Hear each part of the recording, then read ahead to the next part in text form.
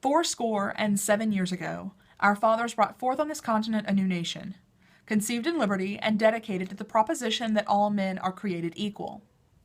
Now we are engaged in a great civil war, testing whether that nation, or any nation so conceived and so dedicated, can long endure.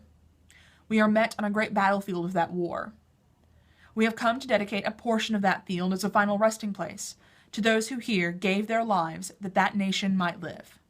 It is altogether fitting and proper that we should do this. But in a larger sense, we cannot dedicate, we cannot consecrate, we cannot hallow this ground.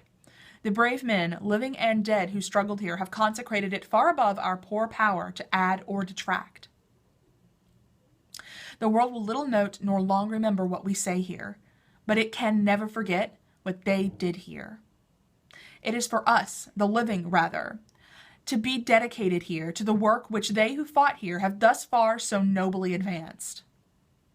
It is rather for us to be here, dedicated to the great task remaining before us, that from these honored dead we take increased devotion to that cause for which they gave the last full measure of devotion, that we here highly resolve that these dead shall not have died in vain, and that nation, under God, shall have a new birth of freedom, and that government of the people, by the people, for the people, shall not perish from the earth.